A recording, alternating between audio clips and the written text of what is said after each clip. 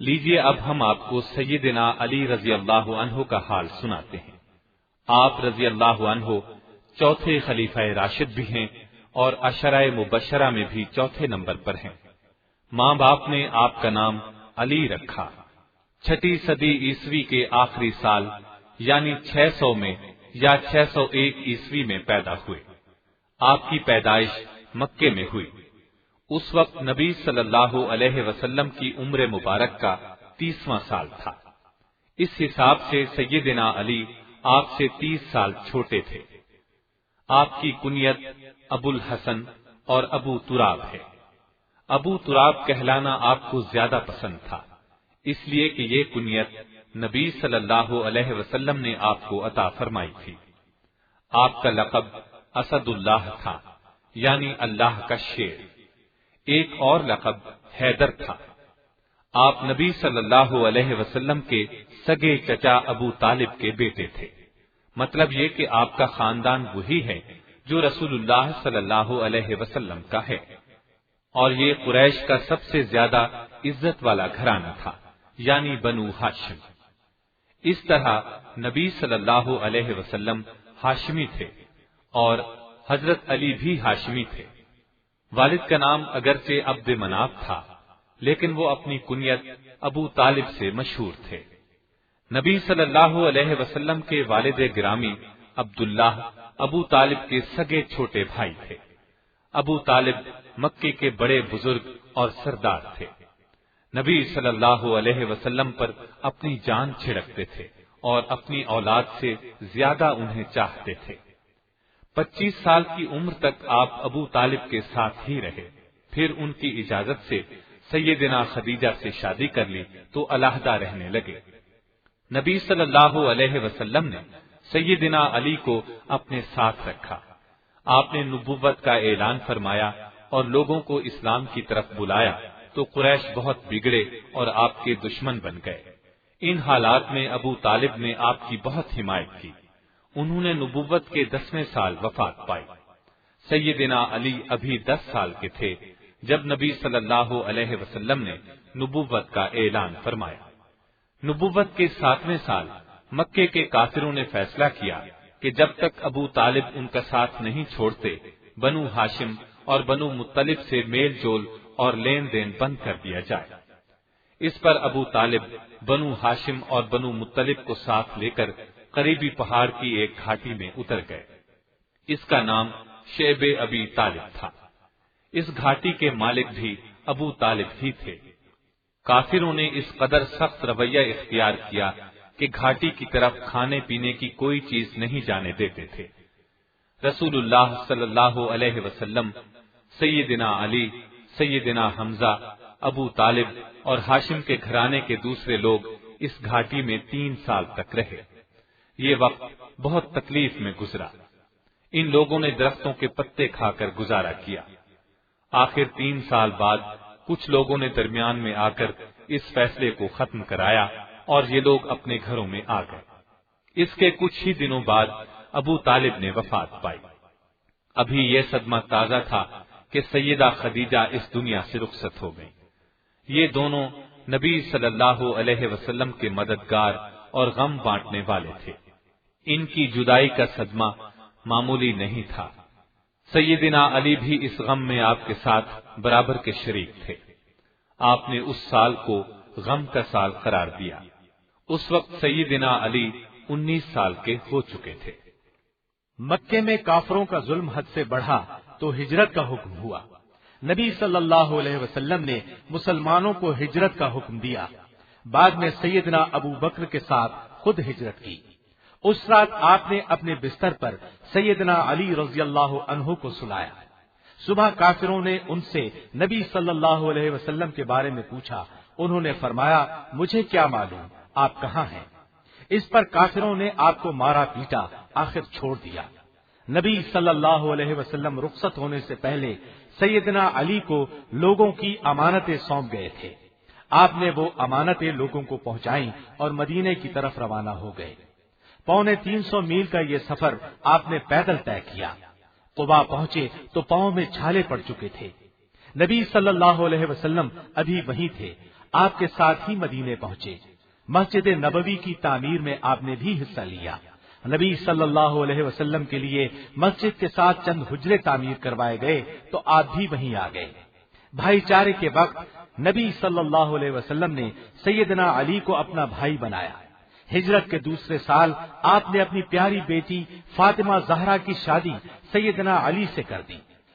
اب آپ ان کے ساتھ چھوٹے سے مکان میں اٹھائے۔ سیدنا علی سیدہ فاطمہ کا بہت خیال رکھتے تھے، گھر کے کام کاج میں بھی وہ ان کا ہاتھ بٹاتے تھے۔ سیدنا علی رضی اللہ عنہ بدر کی لڑائی میں شریک ہوئے۔ کافروں کی فوج سے ان کا سردار عتبہ، اس کا بھائی شیبہ اور بیٹا ولید میدان میں نکلے۔ ادھر سے نبی صلی اللہ علیہ وسلم نے سیدنا علی، سیدنا حمزہ اور سیدنا عبیدہ بن حارث کو بھیجا۔ سیدنا علی کا سامنا ولید سے ہوا، آپ نے ایک ہی بار میں اس کا کام تمام کر دیا۔ سیدنا حمزہ نے شیبہ کو موت کے گھاٹ اتار دیا۔ سیدنا عبیدہ کا مقابلہ عتبہ بن ربیعہ سے ہوا۔ عبیدہ زخمی ہوئے تو سیدنا علی نے آگے بڑھ کر عتبہ پر وار کیا اور اس کا کام تمام کر دیا۔ اس کے بعد عام لڑائی شروع ہوئی۔ سیدنا علی جس طرف بڑھتے کافروں کی صفوں کی صفیں الٹا کر رکھ دیتے۔ دوسرے مسلمانوں نے بھی بہادری کے جوہر دکھائے۔ آخر کافروں کو شکست ہوئی۔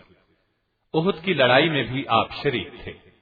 اس لڑائی میں کافروں کا ایک نامی گرامی بہادر طلحہ بن ابی طلحہ میدان میں نکلا اور پکارا، ہے کوئی جو میرے مقابلے میں آئے؟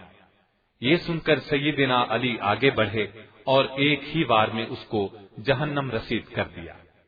اس موقع پر نبی صلی اللہ علیہ وسلم نے نعرہ تکبیر بلند فرمایا۔ پھر طلحہ کا ایک بھائی ابو سعید آگے آیا۔ سیدنا علی نے اس پر بھی ایک بھرپور وار کیا اور زمین پر گرا دیا۔ اس پر کافروں کا شاہ زور ارطاق بن شرحبیل اکڑتا ہوا میدان میں نکلا۔ سیدنا علی اس پر جھپٹے اور دیکھتے ہی دیکھتے اس کا کام تمام کر دیا۔ اس کے بعد عام لڑائی شروع ہوئی۔ پھر تیر اندازوں کی غلطی سے مسلمانوں کے پیر اکھڑ گئے۔ ان لمحات میں صرف چند صحابہ نبی صلی اللہ علیہ وسلم کے ارد گرد رہ گئے۔ سیدنا علی بھی ان میں شامل تھے۔ نبی صلی اللہ علیہ وسلم کی حفاظت کے لیے خود کو ڈھال بنا لیا۔ جو تیر، نیزہ یا پتھر آتا اپنے جسموں پر لیتے تھے۔ ایسے میں کسی نے خبر اڑا دی کہ آپ صلی اللہ علیہ وسلم شہید ہو گئے۔ اس سے افراتفری اور بڑھی۔ اس وقت اسلامی فوج کا جھنڈا مصعب بن عمیر کے ہاتھ میں تھا۔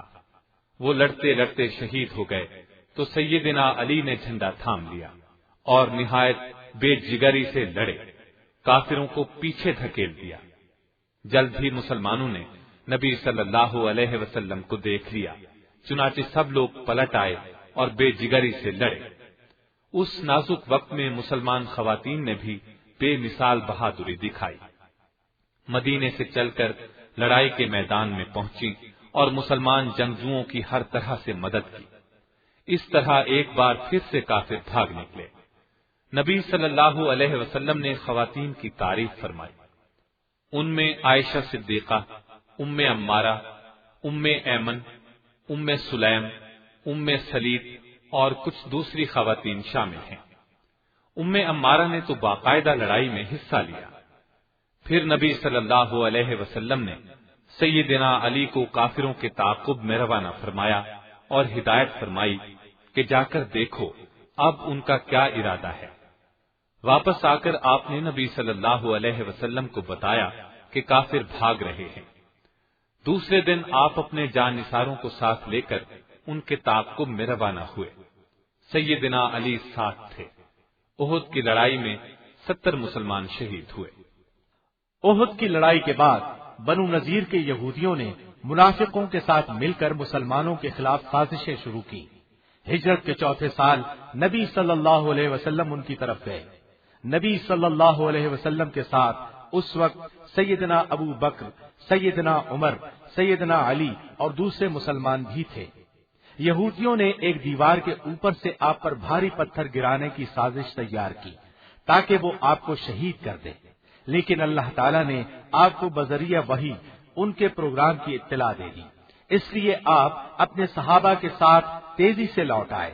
اس دھوکہ دہی کی بنیاد پر نبی صلی اللہ علیہ وسلم نے یہودیوں کو مدینے اور اس کے اطراف سے نکل جانے کا حکم دیا۔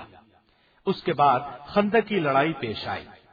کافروں کا نامی گرامی پہلوان عمرو بن عبد ود خندق عبور کرنے میں کامیاب ہو گیا۔ اسے 1000 سواروں کے برابر طاقتور مانا جاتا تھا۔ اس نے مسلمانوں کو مقابلے کے لیے پکارا تو سیدنا علی مقابلے پر آئے۔ اس نے آپ پر تلوار کا وار کیا۔ آپ نے وار ڈھال پر روکا، لیکن تلوار ڈھال سے گزر کر پیشانی پر لگی۔ آپ زخمی ہو گئے، لیکن زخم کھا کر اس پر جھپٹے اور تلوار کا ایسا وار کیا کہ تلوار اس کے شانے کو کاٹتی ہوئی سینے میں اتر گئی، وہ ڈھیر ہو گیا۔ اس جنگ میں بنو قریظہ کے یہودیوں نے مشرکین کا ساتھ دیا، لہذا انہیں سبق سکھانے کے لیے نبی صلی اللہ علیہ وسلم نے سیدنا علی کو لشکر دے کر روانہ کیا۔ اس طرح ان یہودیوں کا قلع قمع کیا گیا۔ مدینے سے 60 کلومیٹر کے فاصلے پر ایک مقام فدق ہے۔ اس جگہ کے یہودیوں نے خیبر کے یہودیوں کو اکسایا کہ وہ مدینے پر حملہ کر دیں، وہ بھی ان کے ساتھ ہو گئے۔ آپ کو یہ اطلاع ملی تو نبی صلی اللہ علیہ وسلم نے ماہ شعبان 6 ہجری میں سیدنا علی کو 200 سوار دے کر فدق کی طرف بھیجا۔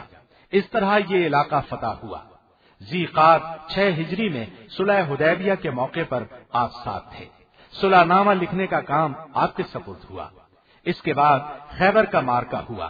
یہ یہودیوں کا سب سے بڑا گڑھ تھا۔ آس پاس کے یہودی بھی شکست کھا کر مسلمانوں سے خوف زدہ ہو کر یہاں آ جمع ہوئے تھے اور شرارتوں اور سازشوں سے باز نہیں آتے تھے۔ ہجرت کے 7ویں سال نبی صلی اللہ علیہ وسلم 1600 صحابہ کے ساتھ خیبر کی طرف روانہ ہوئے۔ ایک ایک کر کے خیبر کے علاقے کے سب قلعے فتح ہو گئے، صرف ایک قلعہ قموس رہ گیا، وہ کسی طرح فتح ہونے میں نہیں آ رہا تھا۔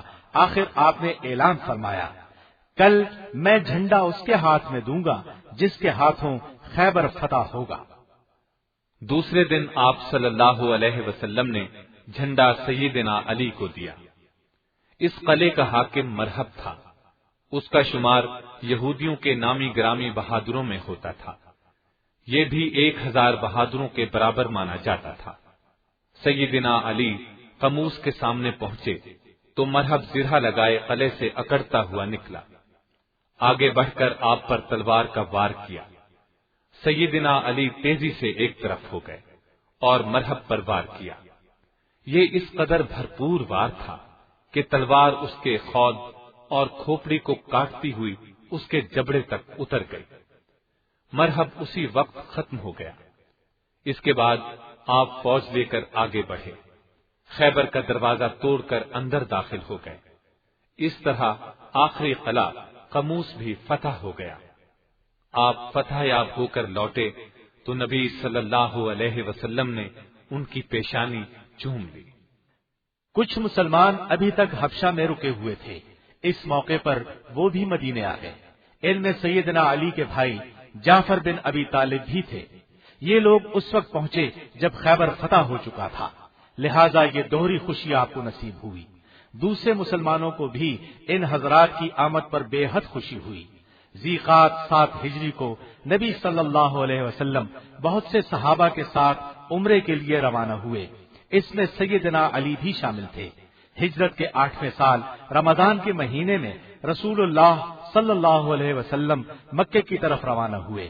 آپ کے ساتھ 10,000 صحابہ تھے، ان میں علی رضی اللہ عنہ بھی تھے، اور یہ فتح مکہ کا موقع تھا۔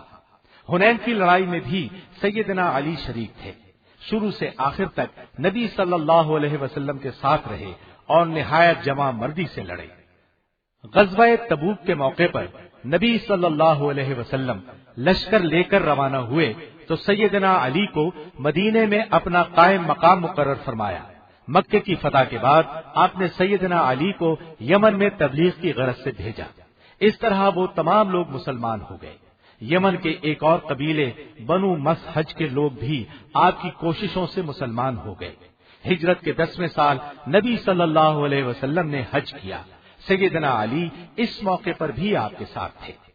آپ نے قربانی کے اونٹ ذبح کیے اور سیدنا علی سے بھی ذبح کروائے۔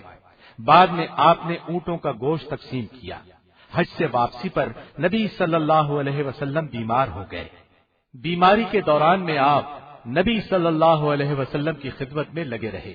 آخر ربیع الاول کے مہینے میں آپ صلی اللہ علیہ وسلم دنیا سے تشریف لے گئے۔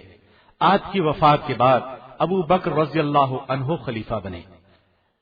سیدنا ابو بکر سیدنا علی کی بہت عزت کرتے تھے، آپ سے خلافت کے کاموں میں مشورے لیتے رہے۔ ابو بکر صدیق کے بعد سیدنا عمر خلیفہ بنے، ان کے دور میں بھی آپ ان کے مشیر رہے۔ عمر رضی اللہ عنہ کی شہادت کے بعد سیدنا عثمان خلیفہ بنے، ان کے دور خلافت میں بھی خلافت کے کاموں میں سیدنا عثمان کے معاون رہے۔ جب فسادیوں نے عثمان رضی اللہ عنہ کے گھر کو گھیرا، اس وقت بھی آپ نے سیدنا عثمان کی ہر ممکن مدد کی اور ان کی شہادت کے بعد آپ خلیفہ بنے۔ وہ وقت بھی عجیب تھا، شہر پر باغیوں کا قبضہ تھا، ہر طرف افراتفری تھی۔ پہلے تو سیدنا علی نے خلافت کا بوجھ اٹھانے سے انکار کر دیا، پھر حالات نے آپ کو مجبور کر دیا۔ اس طرح آپ چوتھے خلیفہ راشد بنے۔ آپ کی خلافت قریباً 4.25 سال رہی۔ اس پورے عرصے میں آپ شدید مشکلات سے دوچار رہے۔ کوئی اور ہوتا تو ہمت ہار جاتا، لیکن آپ نے آخری وقت تک مشکلات کا مقابلہ کیا۔ اس وقت کا اصل مسئلہ یہ تھا کہ سیدنا عثمان کے قاتلوں کو کس طرح پکڑا جائے۔ ہر طرف سے ایک ہی مطالبہ کیا جا رہا تھا کہ عثمان کے قاتلوں کو گرفتار کیا جائے۔ سیدنا علی بھی قاتلوں کو پکڑنا چاہتے تھے، لیکن مشکل یہ تھی کہ جن لوگوں نے سیدنا عثمان کے گھر کو گھیرے میں لیا تھا ان کی تعداد ہزاروں میں تھی۔ قاتلوں کو ان میں تلاش کرنا آسان کام نہیں تھا۔ موقع کا کوئی گواہ بھی نہیں تھا۔ شہادت کے وقت عثمان رضی اللہ عنہ کی زوجہ محترمہ سیدہ نائلہ ان کے پاس تھیں۔ شوہر کو بچانے کے سلسلے میں ان کے ہاتھ کی انگلیاں کٹ گئی تھیں۔ ان سے جب قاتلوں کے بارے میں پوچھا گیا تو وہ صرف اتنا ہی بتا سکیں کہ 3-4 آدمی اندر آئے تھے۔ ان میں سے ایک محمد بن ابی بکر تھے، لیکن وہ شرمندہ ہو کر واپس چلے گئے تھے۔ محمد بن ابی بکر بھی ان قاتلوں کے بارے میں کچھ نہ بتا سکے، اس لیے کہ وہ ان کے بعد میں اندر آئے تھے۔ اس طرح سیدنا علی قاتلوں کے خلاف کوئی کارروائی نہ کر سکے، جبکہ لوگ یہ خیال کر رہے تھے کہ وہ جان بوجھ کر قاتلوں کو گرفتار نہیں کر رہے ہیں۔ ان کے شک کی ایک وجہ یہ تھی کہ سارے باغیوں نے سیدنا علی کی بیعت کر لی تھی۔ ان میں سے اکثر ان کی فوج میں شامل ہو گئے تھے۔ اس وقت کے حالات اجازت نہیں دے رہے تھے کہ انہیں چن چن کر فوج سے نکال دیا جائے۔ اسلام کا قانون بھی اس بات کی اجازت نہیں دیتا کہ بغیر کسی گواہی کے کسی کو قاتل ٹھہرایا جائے۔ اکثر لوگ سیدنا علی کی مشکلات کو سمجھ نہیں رہے تھے۔ اس زمانے میں آپ نے ایک قدم یہ اٹھایا کہ عثمان غنی کے دور کے گورنروں کو ہٹا دیا، ان کی جگہ نئے گورنر مقرر کر دیے۔ نئے گورنر اپنے اپنے صوبے میں پہنچ گئے۔ پرانے گورنروں نے اختیارات انہیں سونپ دیے، لیکن سیدنا امیر معاویہ نے عہدہ چھوڑنے سے انکار کر دیا۔ ان کی جگہ لینے کے لیے سہل بن حنیف کو بھیجا گیا تھا۔ انہیں یہ کہہ کر واپس بھیج دیا گیا کہ علی پہلے عثمان کے قاتلوں کو گرفتار کریں، پھر ان کے احکامات پر عمل کیا جائے گا۔ سیدنا امیر معاویہ ابھی اس معاملے پر توجہ نہیں دے پائے تھے کہ ایک اور مسئلہ آ کھڑا ہوا۔ سیدنا عثمان کی شہادت سے پہلے سیدہ عائشہ حج کے لیے تشریف لے گئی تھی۔ ابھی آپ نے واپسی کا سفر شروع کیا تھا کہ آپ کو سیدنا عثمان کی شہادت کی خبر ملی۔ اتنے میں مدینے سے سیدنا طلحہ اور سیدنا زبیر بھی ان کے پاس پہنچ گئے۔ دونوں بڑے اونچے رتبے کے صحابی ہیں، عشرہ مبشرہ میں بھی شامل ہیں۔ انہوں نے آپ کو حالات سنائے اور مکے کے لوگ بھی آپ کے گرد جمع ہو گئے۔ اس وقت سیدہ عائشہ رضی اللہ عنہا نے فرمایا، معاملہ ختم ہوتا نظر نہیں آتا، لہذا شہید خلیفہ کے قاتلوں سے بدلہ لینے کے لیے تیار ہو جاؤ۔ اس پر ہزارہا مسلمان ان کے ساتھ ہو لیے۔ یہ لشکر روانہ ہوا اور بصرہ پہنچ گیا۔ بصرہ پر ان کا قبضہ ہو گیا۔ سیدنا علی کو جب یہ خبر ملی تو آپ بھی اپنے لشکر کے ساتھ بصرہ پہنچ گئے۔ آپس میں بات چیت شروع ہوئی تو سیدہ عائشہ نے اپنی آمد کی وجہ بتائی۔ سیدنا علی نے اپنی مشکلات گنوائیں۔ قریب تھا کہ صلح ہو جاتی، لیکن بدقسمتی سے دونوں طرف کی فوجوں میں فسادی شامل ہو چکے تھے جو سیدنا عثمان کے قتل میں شریک تھے، اور وہ کسی طرح بھی نہیں چاہتے تھے کہ مسلمانوں میں صلح ہو جائے، اس لیے کہ صلح ہونے کی صورت میں تحقیقات آسان ہو جاتی اور انہیں گرفتار کر لیا جاتا۔ یوں بھی ان لوگوں میں زیادہ تر عبداللہ بن سبا کا سازشی طبقہ تھا، ان کا مقصد ہی مسلمانوں کو لڑانا تھا۔ چنانچہ ان لوگوں نے جب دیکھا کہ صلح کے امکانات واضح ہوتے نظر آ رہے ہیں تو رات ہی کو جنگ شروع کر دی۔ اس طرح شدید لڑائی شروع ہو گئی۔ آخر سیدنا علی کی فوج کو کامیابی ہوئی۔ جنگ کے بعد سیدنا علی نے سیدہ عائشہ کو عزت و احترام کے ساتھ مکے کی طرف روانہ کیا۔ روانہ ہوتے وقت سیدہ عائشہ نے اعلان فرمایا، میرے بچوں، یہ لڑائی غلط فہمی کا نتیجہ تھی، ورنہ علی سے میرا پہلے کوئی جھگڑا تھا نہ اب ہے۔ جواب میں سیدنا علی نے فرمایا، آپ سچ فرماتی ہیں، آپ ہم سب کی ماں ہیں اور آپ کی عزت کرنا ہم پر واجب ہے۔ حج میں ابھی چونکہ کچھ مدت باقی تھی، اس لیے سیدہ عائشہ مکے ہی میں رہیں، حج کے بعد واپس مدینے تشریف لائیں۔ اس لڑائی میں سیدنا طلحہ اور سیدنا زبیر بھی شہید ہوئے۔ اگرچہ یہ دونوں لڑائی سے الگ ہو چکے تھے، لیکن پھر بھی دشمنوں نے انہیں شہید کر دیا۔ اس لڑائی کے موقع پر عائشہ اونٹ پر سوار تھی، اس لیے اس کا نام جنگ جمل مشہور ہوا۔ دونوں طرف سے بہت سے مسلمان شہید ہوئے۔ اس جنگ کے بعد سیدنا علی شام کی طرف متوجہ ہوئے۔ آپ نے امیر معاویہ کو خط ارسال کیا، اس میں لکھا کہ آپ بھی مہاجرین اور انصار کی طرح میری بیعت کر لیں، پھر سیدنا عثمان کا مقدمہ پیش کریں۔ میں انشاءاللہ اللہ کی کتاب اور رسول اللہ صلی اللہ علیہ وسلم کی سنت کے مطابق اس مقدمے کو نپٹاؤں گا۔ امیر معاویہ نے اس خط کے جواب میں لکھا کہ آپ عثمان کے قاتلوں کو ہمارے حوالے کر دیں تو میں اور شام کے سب لوگ خوشی سے آپ کی بیعت کر لیں گے۔ کچھ مدت تک دونوں طرف سے قاصد آتے جاتے رہے، مگر کوئی بات طے نہ ہو سکی۔ آخر سیدنا علی لشکر لے کر شام کی طرف روانہ ہوئے۔ ان کی فوج 80,000 تھی۔ دوسری طرف امیر معاویہ بھی لشکر لے کر مقابلے کے لیے نکلے۔ صفین کے مقام پر دونوں فوجوں کا آمنا سامنا ہوا۔ اچھے لوگوں نے ایک مرتبہ پھر صلح کی سرتوڑ کوششیں کی، کیونکہ دونوں فوجیں لڑنا نہیں چاہتی تھیں۔ دونوں طرف مسلمان تھے، لیکن ان میں وہ طبقہ بہرحال موجود تھا جو خون عثمان کا ذمہ دار تھا، اور وہ لوگ کسی صورت بھی مسلمانوں کی صلح ہوتے نہیں دیکھ سکتے تھے، لہذا یہ لوگ اپنی کوششوں میں مصروف تھے۔ اس طرح صلح کی تمام کوششیں بیکار گئیں اور جنگ ہو کر ہی رہی۔ اس جنگ کا افسوسناک پہلو یہ ہے کہ دونوں طرف سے قریباً 70,000 مسلمان شہید ہوئے اور عالم اسلام کا ایک عظیم ترین نقصان ہوا۔ یہ جنگ اس طرح رکی کہ کچھ لوگوں نے قرآن نیزوں پر رکھ کر بلند کیا اور پکارے، ہمارے اور تمہارے درمیان یہ اللہ کی کتاب ہے۔